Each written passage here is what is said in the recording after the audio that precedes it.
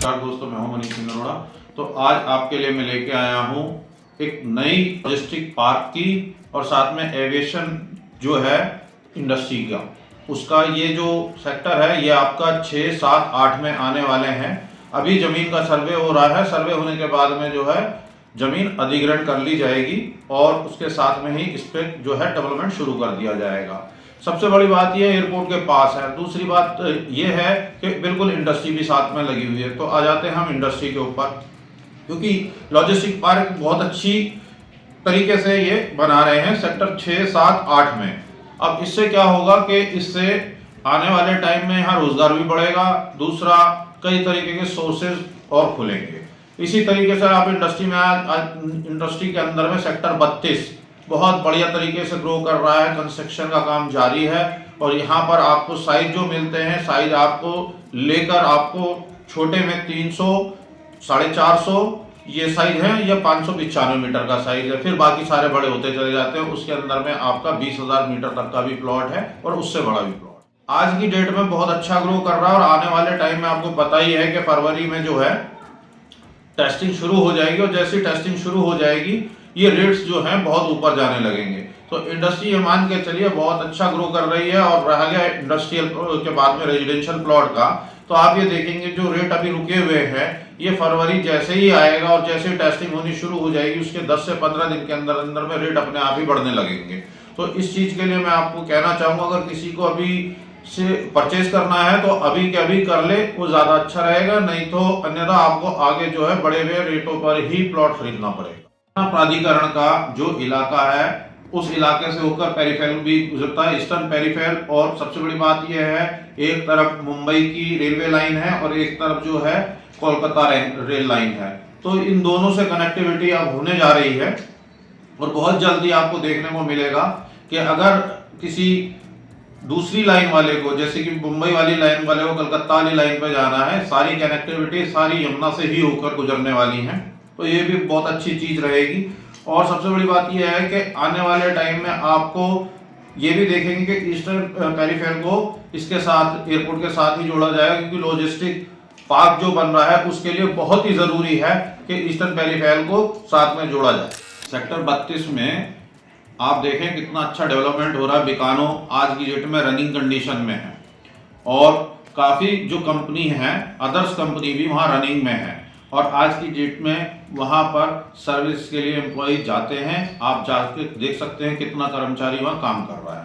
दूसरी बात यह है कि जो 6, 7, 8 में मैं आपको लॉजिस्टिक पार्क बता रहा हूँ, इसको दिल्ली मुंबई हाईवे से जोड़ने के लिए जो नया हाईवे बना है उससे जोड़ने के लिए एक 30 किलोमीटर के लगभग एक जो है रोड बन रहा है, जो कि फलेदा कट पर आकर निकलेगा। उसके बाद में सबसे बड़ी बात यह है कि जिसे भी लॉजिस्टिक कंपनी को चाहिए मुंबई जाना है तो सीधा मुंबई हाईवे पकड़ सकते हैं। और अब आ जाते हैं इंडस्ट्री के अंदर। तो इंडस्ट्री में कोई कुछ प्लॉट कंडीशनल है, कुछ प्लॉट अनकंडीशनल है।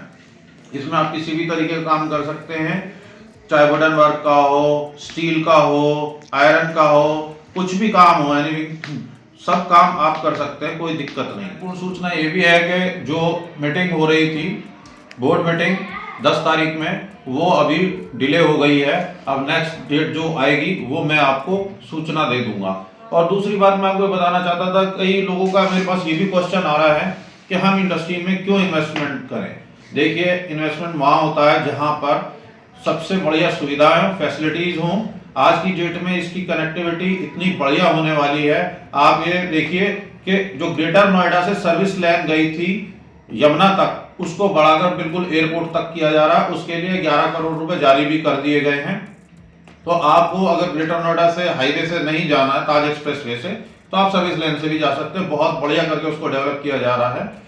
और इसके अलावा में कई तरीके के मैंने आपको बताया कि यहाँ पर इंडस्ट्रीज है और इनका फर्क क्या है। अगर आप देखेंगे कि यहाँ एयरपोर्ट नजदीक कार्गो है और उसके अलावा यहाँ पर आप देखिए लॉजिस्टिक के अलावा मैंने आपको बताया मेडिकल डिवाइस है, बहुत चीजें हैं यहाँ पर। आने वाले टाइम में जब ये इंडस्ट्री भरने लग जाएगी, यानी कि डेवलप होने लग जाएगा, तो उस हिसाब से आप ये देख लीजिए ग्रेटर नोएडा की इंडस्ट्रियल जो अपना ग्रेटर नोएडा का इंडस्ट्री है, ये आपकी नोएडा की इंडस्ट्री इसको बहुत पीछे छोड़ के जाने वाला है। और आप ये मान के चले 2 साल 3 साल के अंदर इसके अंदर इतना बूम आ जाएगा कि यहाँ पर परचेज करना भी मुश्किल हो जाएगा, क्योंकि प्राइस इतने अप जा चुके होंगे इसके। तो अगर आपको लेना है तो ये सही समय है, आप ले सकते हैं और बहुत बढ़िया इन्वेस्टमेंट रहने वाली है। बाकी अगर इस बारे में आपको कोई और जानकारी चाहिए हो तो आप मुझसे संपर्क कर सकते हैं। एक चीज और है जो मैं आपको बताना चाहूंगा, जैसे कि दिल्ली एनसीआर के अंदर कई ऐसे इंडस्ट्रीज हैं, एरिया हैं जिसके अंदर में बहुत ही ज्यादा कंजेस्टेड हो रहे हैं, जहां ना तो गाड़ी खड़ी करने की जगह है, कुछ इतनी प्रॉब्लम्स होती हैं कि आदमी की स्थिति हो जाती है। यहाँ ऐसा कुछ नहीं, यहाँ के जो रोड्स हैं आपको बहुत बड़े मिलने वाले हैं और यहाँ पर आप इन्वेस्टमेंट करें आज की डेट में तो बेस्ट रहेगा। अन्यथा यही होगा जब आप लेने जाएंगे सोचेंगे इतने तो यहाँ का रेट दुगने से भी ज्यादा हो चुका होगा, क्योंकि एयरपोर्ट का टेस्टिंग चालू होते ही आप खुद देख लेंगे इंडस्ट्री का क्या हाल होने वाला है। तो मेरा सजेशन यही है कि अगर आप इंडस्ट्री लेते हैं तो आपका ये इन्वेस्टमेंट बहुत ही बेस्ट होने वाला है।